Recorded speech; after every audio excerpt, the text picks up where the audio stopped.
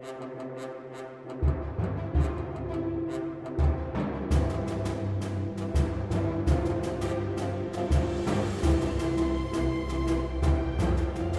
to the Kaw Lake Water Supply Project. I'm Steve Kime. Thank you for joining us.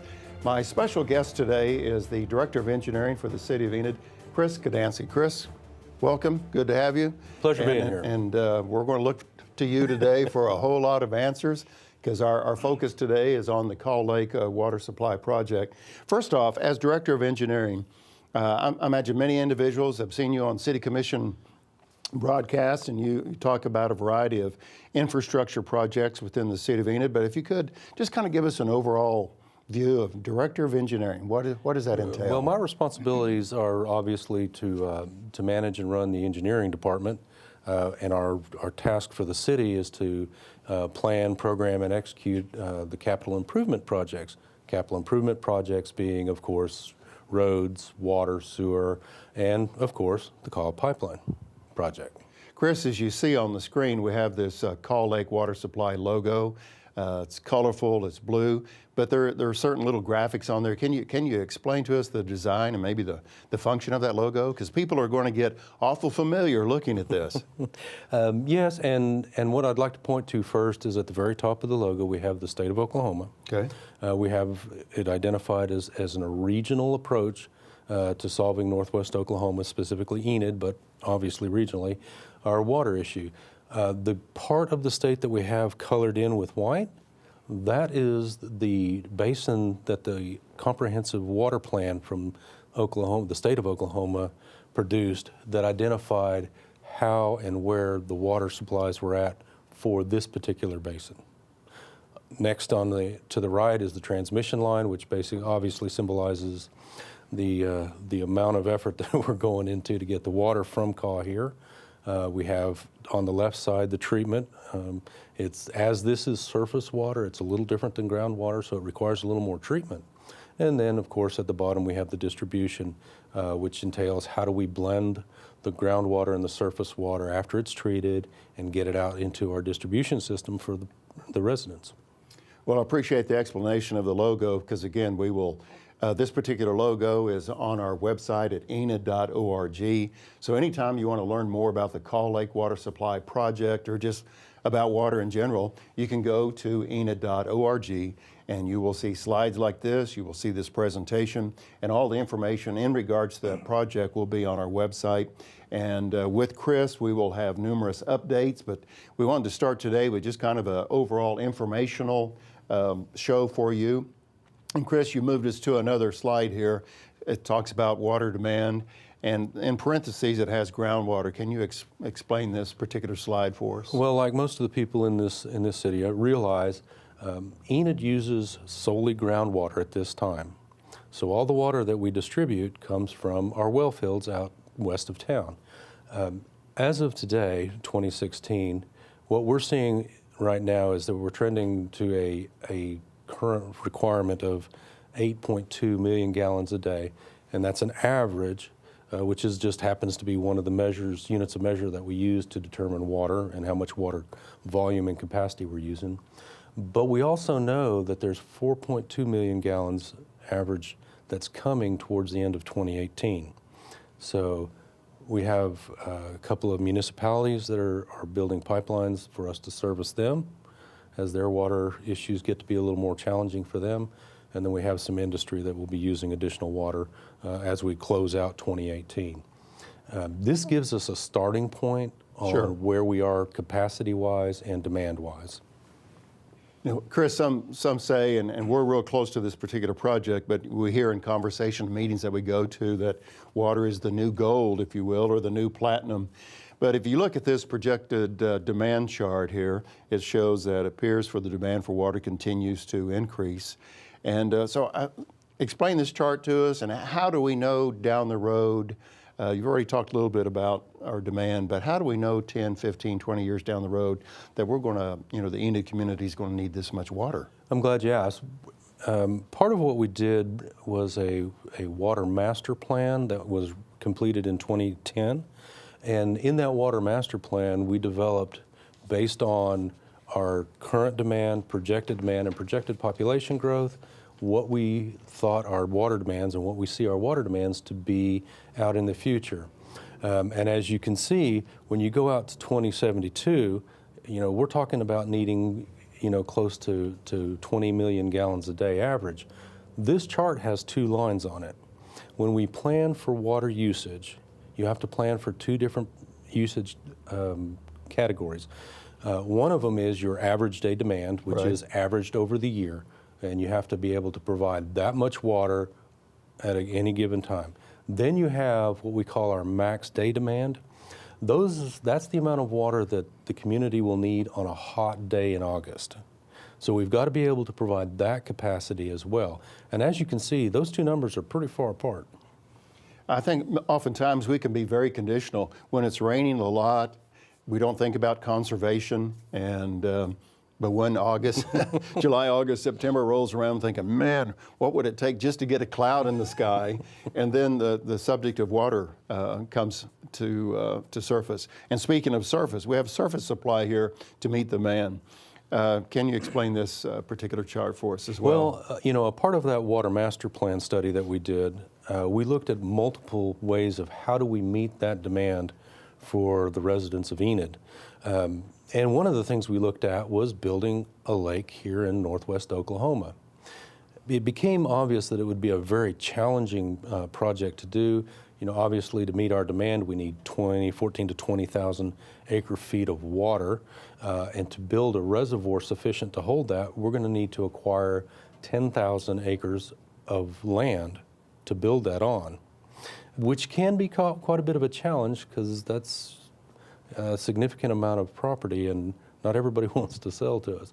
Excuse me a second. I certainly appreciate you bringing up just the topic of, well, why don't we just build our own lake? And it may sound like a great idea, go out west of town, north of town, or south or whatever, and go dig a big hole. But I guess I'm leading to, from an engineering perspective, there are so many things to be considered besides just building a hole and hope it rains. There is. Obviously you have to acquire the property, Right. which means you have to have a willing seller. You have to compete with oil and gas, which in this part of the state has been pretty popular. And we also would have to compete with other agricultural and livestock farms out there, farms and ranches. And that gets to be a significant challenge. And then while we're building this lake, we would have to maintain the well field and increase its capacity, to make sure that we can meet the demand. Well, we're talking about developing surface supply and all the challenge it is to build a particular lake. I remember going to a presentation, Chris, and I think, well, it'd be kind of simple to build a big recreational lake, if you will. But then I thought about, well, the impact on Vance Air Force Base. And then I thought about, well, you have to find that land, but also what if there's oil wells or gas wells in that area? Those have to be capped. And it just really raised the awareness. It's a lot more challenging than just, building this hole in the ground. So this developing the surface supply, this has to be an engineering challenge. It most certainly is. And it also is part of an environmental challenge, which we know we would have to go through. Because like you said, you have to cap those wells, those oil and gas wells, so they don't leak and pollute into your water supply. We had looked at 3 locations in our master plan. Obviously, we looked at one south down near Hennessy. That was the one that created some issue with being a bird attractant for the flyers out of Vance Air Force Base. We looked a little further south down towards Sheridan. It created its own issues with holding capacity or yield, as we call it. And we also looked at one over towards Lahoma, slightly smaller, not sufficient to be our full demand, to meet our full demand out of the lake, but to augment our well field. And in the end result was we found that these to be very expensive. It'll take us roughly 10 years to construct, several years to get through the environmental process, and then it has to rain. My special guest today on the Kaw Lake Water Supply Project is Chris Gdanski. Chris is the Director of Engineering here for the City of Enid. And we just wanted this to be informational for you today in regards to the Kaw Lake Water Supply Project. Now, this is something that the City of Engineering's been investigating or researching and studying and working on really for the last couple of years, but this may be the first time that you're introduced to the particular topic. And so we're kind of closer to it, and you're certainly closer to it because you've been in a variety of meetings for the last couple of years. But Chris, sometimes in our conversation, we jokingly say it doesn't rain very much past or west of I-35, and we'll look at the radar and say, well, Ponca City and Stillwater got rain, but we got a couple of clouds. That was about it. This chart deals, as it says, effective basing, but this chart deals with annual rainfall. Can you kind of explain that it's almost true that there's less rain west of I-35? And it is statistically true that there is a fair amount less water, that rain precipitation, annual precipitation, the further west we go from I-35. And excuse me, and those numbers that you see on the chart of 30 inches per year, 25, yes. And then it just diminishes as you go west. Yes, it does. Okay. So, and we've also identified there, if we built a lake out towards the west, what its effective drainage basin is, which basically means that when it does rain, the rainwater that falls in the basin will end up in your reservoir. And as you can see with the one around Enid, it's really relatively small. But what you'll also notice is that a little further east, there's a lake called Kaw Lake. And outlined in green, you can see its effective drainage basin, which runs through the central part of Kansas. So we have a lake, it's already established, and it has a drainage basin that's large enough that the lake hasn't really suffered through the droughts. Correct me if I'm wrong, because I believe that there was a meeting that we both attended that someone made the observation or the comment that even during the driest time, Kaw Lake kind of maintains its level, or maybe even at the worst of the drought time, it fluctuated maybe 6 inches. I mean, it's really fortunate with all that effective basin where the water drains in the Kaw Lake. Yes, the historical data shows us that the level at Kaw Lake has stayed 95% full or better. And again, this is a Corps of Engineer lake. It is right? a Corps of Engineer. Okay. It is already constructed. And we have some more information. We'll talk about Kaw Lake in just a few moments. Meeting the demand. Okay, we can acquire more well fills, but I think we only have access to 1, 2, or 3 aquifers. I'm not sure how many aquifers we have access to, but it's not just a matter of drilling more wells, is it? And it's not. We actually have 2 aquifers in this area, okay. In this region. One of them is the Cimarron Terrace Aquifer, which is the one out west where the majority of our well field's at. And there's also a aquifer called the Enid Isolated Terrace, which is north and west of Enid. And we did look at what would it take to expand the well field to meet the demand out to that 2072 time frame. And we projected you'd need about 21,000 acres of water rights, which once again, that's a significant amount of water rights. You'd have to go out and acquire those. Once again, you're competing against agriculture sure. and oil and gas.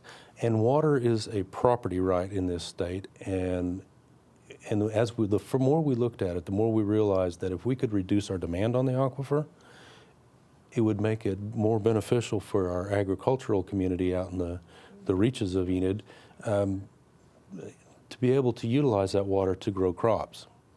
And we did try back in 2014 to go out and acquire some additional water rights, and we met with very little success. And I think on our next slide that you've brought us to now on the well fields expansion, Chris, I remember doing a show 2 years ago out at Cleo Springs, basically tracing the water from a well in Cleo Springs to a pump station down 42 miles of pipeline to your bathtub. Mm-hmm.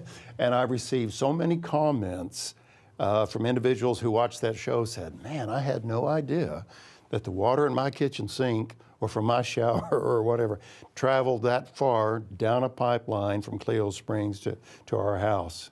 So you kind of touched on some of the challenges. Are there any other, I guess, challenges that we face for our well field expansion? I guess we're limited to really access to that aquifer, right? Well, to have access to the aquifer, you have to have, the water rights, which means you can either lease them or buy them, and you have to have surface access. And since it's a property right, you have to find a willing seller. This graphic actually shows where our well fields are currently at. And you can see that the one in the upper left is all the way out to Cleo. That's our Cleo well field. We have a well field in Ringwood, Ames, and Drummond. And the two circles shows basically the areas where we had looked back in 2014 to try to get some interest into selling or leasing water rights to the city of Enid to meet our future demands. We had very, very little success at all. And it's interesting, and most folks in Enid are aware of our water well situations, but if you live in Norman, if you live in Broken Arrow, if you live in Miami near Grand Lake, I mean, a water well just doesn't even make sense to you because you're so used to living next door to a huge lake. But here in the western part of the state in northwestern Oklahoma, like Clinton, for example, so many of these communities in Alva rely on these, aquifers and wells, where other communities in Oklahoma just rely on Texoma and some of the other lakes. And the other challenge that we've had, the Oklahoma Water Resources Board is currently studying the Cimarron Terrace. And we do know that at the end of 2018, they're going to come out with a determination on what its sustainable yield will be. The aquifer is not getting any larger. We know that. And we just find that we could go drill more wells, and it would hold us for a little while. But we don't see that as a sustainable water resource, and the impact it has on the agricultural community makes it not that attractive to us. And that's the key word that Chris has shared with us, sustainable. We're going to talk more specifics about Kaw Lake in just a few moments. Thank you for joining us today on the Kaw Lake Water Supply Project. My special guest today, Chris Gdanski, Director of Engineering for the City of Enid. We'll have more specifics again about Kaw Lake right after this.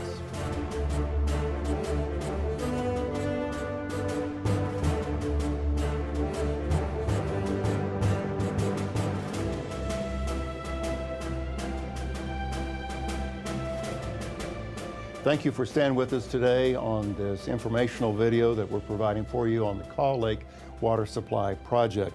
And my special guest is Director of Engineering for the City of Enid, Chris Gdanski. Chris, you've been involved in this process for, I don't know, maybe it's 2 years. So you're really close to this, and you've been working with other engineers, but also a consulting firm. So you've been, really, I guess, submerged in the Kaw Lake process.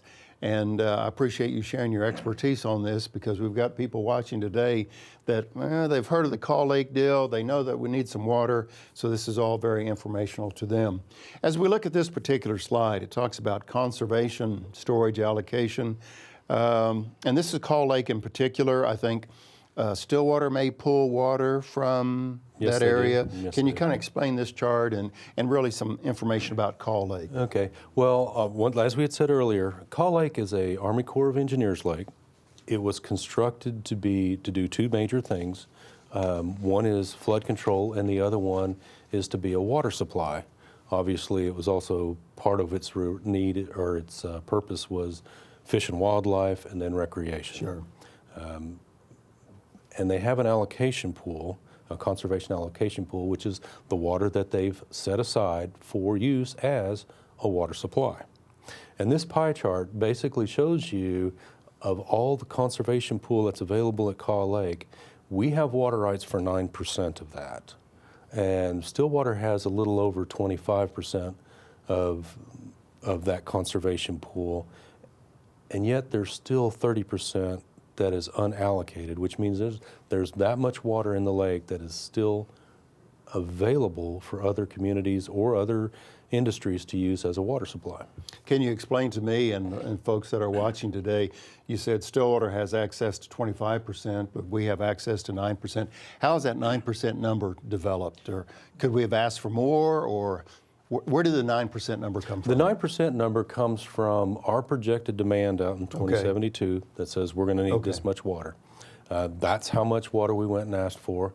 That's how many water rights we have in the lake. And we don't see a need to go and ask for any more, because we know we don't anticipate using more. This may simplify things, but I think we're very fortunate in the Enid community that we have access to Kaw Lake. Oh, absolutely. And it's interesting, we all remember what happened to Canton. Mm-hmm. we're not even scratching the surface of this lake with that high a percentage of unallocated. So, and as big as the we're very lake is, as comfortable. long as it continues to rain in Kansas, Absolutely. like it seems to do. So, as we move on to our next slide, this I find very interesting, the so-called pipeline route. We realize that, of course, today this this is not finalized, but if I'm just doing a really guesstimate there, that looks like it's 50, 60, 70 some miles. Explain this particular chart to us, and it looks like we're going from, I guess we're going west to Enid from Kaw Lake. Absolutely. What is the length on this? We're actually projecting to be around 70 miles, Okay.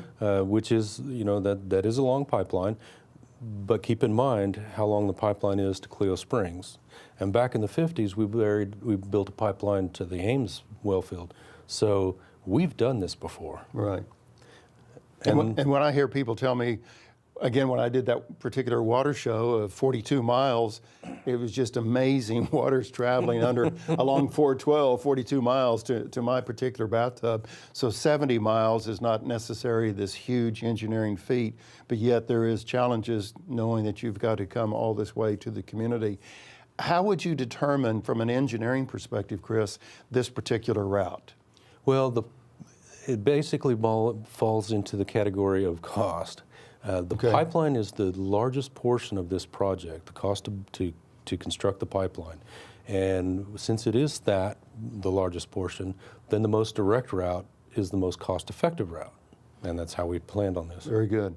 And again, this is just the early part of the project, but what determines if this is a 24-inch pipeline, 42-inch, or whatever the dimensions are? Does the cost fit into that as well? Or do you say, listen, we need a big enough pipeline for 50 years down the road, so that's what we go with? Well, actually, we go back to that demand chart. Okay. And knowing how much water we need to move on the average day and at the max day, then you size your pipeline and your pumps to where you can move that kind of water efficiently, and you keep your pumps operating in their efficient energy usage bands, and then you use other techniques like terminal storage to help manage that load. What considerations do you have from an engineering perspective on other communities? I know cost is a big part of the route of the pipeline, but do you give considerations to other communities? And I'm just want to, just for an example, pick out Billings, because it's east of this, and it's along 412 in that area there. Do you consider other communities as well? Oh, absolutely. It would really be more beneficial to Northwest Oklahoma if we did this project and it served more than Enid and Garfield County. Sure. We have been in conversations with Ponca City, Blackwell, Tonkawa, whether or not they're in a position where they can capitalize and leverage our project, we don't know yet. We're still at the 10% design, Sure. and there's a lot of questions to be answered. There's 77 miles of environmental analysis that needs to be done. So that can impact the route some. And then, of course, you've got landowners who have to be willing to allow us to put a pipe under their land. And we also have our native tribes, which are property owners and have their rights, and we have to have their permission and get easements from them to put the pipe across their property. As we move forward into the next slide, it talks about historic storage levels. Chris, the other day I was looking at some Kaw Lake information, and it said that there's a 11,000-foot dam. And I remember I was working in Bartlesville at the time, and I'd visit my mom in Perry, so I would drive through Ponca City watching this, east of Ponca City, watch the dam being built, but it's 11,000 foot long. There's 170 miles of shoreline of Kaw Lake, and there's 16,000 acres of water. So what else can you tell us, and referring to this chart, what else can you tell us about that big pond that's over there at Kaw Lake? And this is the most important chart that tells us we are actually going after a very sustainable water supply. You can tell from the data that's on here and the dates how long this has been available. This lake has been full. It has never diminished below its, other than a couple of times in 2010, below its conservation pool. So this tells us that we have a very sustainable lake. Very good. Now on the next chart, this is where I'm glad I'm sitting down when I look at this because it's almost Latin, Greek, or some other foreign language to me. You engineers talk with acronyms and all the time. Now, I know this is really straightforward to you, but I see BPS, I see TSR, I see WTP, I believe it is. And again, we want to remind everybody, we may not speak engineering, so tell us what a TCR is. And it's really, really important for us in the engineering world to remember that we do get so close to this, that these things mean something to us, but we have to always be ready to explain it. And this, keep in mind, this is a 10% design result. The council had asked us to go out and determine what would it take to develop Kaw Lake as a sustainable water supply out to 2072. We did that. We got through 10%. We came back with a number, and the number was significantly larger than what we wanted. But we do believe that this is an accurate number for 10%. When we talk about microtunneling intake, that's just a technique for getting the water out of the lake. And the lake intake will have its pump station. The intermediate booster pump station, BPS, to meet our max demand, we're going to have an intermediate station to boost the water pressure back up. We have obviously a TSR for a terminal storage reservoir. We've broken terminal storage into two separate entities. One is our equalization storage, and the other one is the emergency storage. The equalization storage is basically that reservoir, rather small, 20 acres or so, where we keep the pumps running at their efficient level, and then we use the level in the terminal storage to manage our average day demand and our max day demand. And I guess one of the engineering challenges is the fact that if you run a pipeline 70 miles from Kaw Lake to Enid, you're going to integrate that water into our current system, right? Absolutely. It's not going to have a standalone facility. It will all kind of mesh together. And treating the well water is one way, as you said, and then here we have lake water is another way. Exactly. So you've got a few challenges there.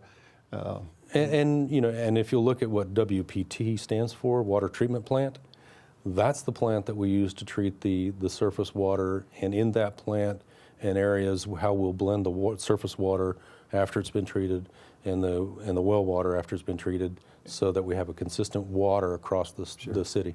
And it looks like there's a significant number associated with that. And this slide reinforces what you said earlier, really the cost of the pipeline. Just that pipe getting from point A to point B. Here, there's a guesstimate, if you will, at 121. But, and again, it's important for us to remind everybody, this is such early stage. As Chris said, this is 10% design. This is not a final. This is just following some direction of the council to come up with some numbers and do some investigation. This is no way even any final numbers at all. Oh, absolutely not. And we've got a large dollar number applied in what we call contingency. And for those who don't deal with this kind of work on a daily basis, at 10% design, there's a lot that we haven't completed the design work on. And a contingency is a dollar amount that we assign to those risks that are out there. Risks like threatened and endangered species, which could change the route of the water line. Things of that nature. Other environmental issues that would require us to do something different. I know about contingencies, and I really didn't call it that, but my wife and I, we did a brick patio in our backyard, and it's amazing. It cost us a little bit more than we thought it was going to. I guess that was the word I was looking for. Contingency. The contingency there for that patio. But it's nice today. We're enjoying that. Now, this particular graph, Chris, looks very similar to the previous one. It says total infrastructure cost with potential phasing. Again, kind of share with us, in layman terms, if you will, what this one is all about. Well, it became obvious to the team, my team, the engineering team, and our consultant, that as we were developing this, that this cost was going to be rather large. Sure. And so what we looked at after we finished the 10% design is what components could we phase, not build today, but leave the capability to build them at some point in the future when we really needed them, and still make a fully functional water line and treatment plant, to utilize Kaw Lake. Some of the things we talked about, and obviously like the intermediate pump station, booster pump station, we don't need that today. So we phase that. We delay, Sure. we build, we design our pipeline and our infrastructure and we acquire the easements to have that, to put that booster pump station in when that demand shows up. We just don't do it until we need it.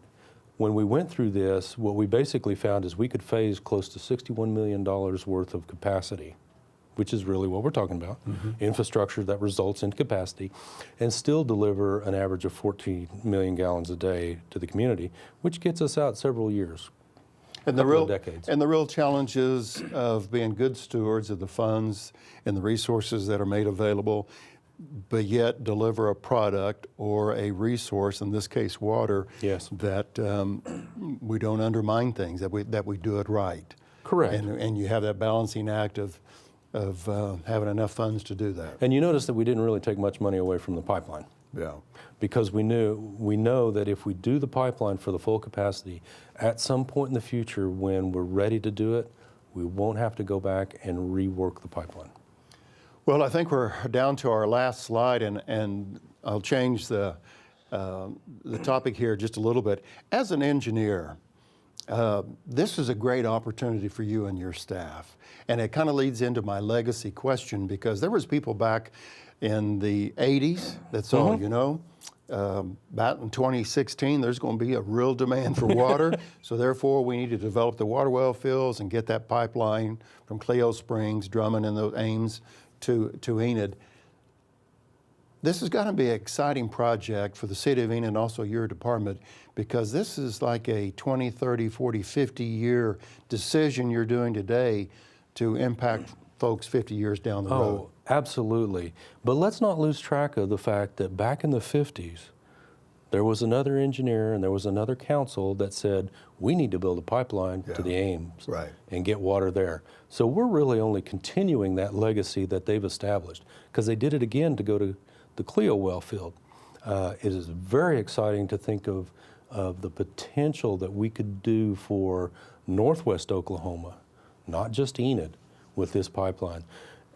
And you know, my philosophy that I communicate to my staff and my consultant is, if we do this right, no one will remember us, and that's really our goal. Yeah, do it right the first time. I've heard Absolutely. I've heard that phrase somewhere. Do it right. Chris, thank you very much for your time today. Really appreciate this has it. been very informative, and I know we have many of these visits scheduled down the road, because Absolutely. again, this is a project, and we're just kind of phase one summary, as the slide says right there, but we'll have more visits in the future, and I appreciate your time. Yes. Just let me know when we can do this again. Okay. And thank you for your time today. And again, thank you for joining us on the Kaw Lake Water Supply Project. And it's our privilege to keep you updated. Again, you can see this update besides on television. You can also see it on enidtv.org. And also go to our website at enid.org. Look for this logo, as you see right there that Chris explained to us, Kaw Lake Water Supply logo. You click on that logo on our homepage on our website, and you'll learn more and more about this particular project. Thank you for joining us. Until next time, I'm Steve Kime, and make it a great day.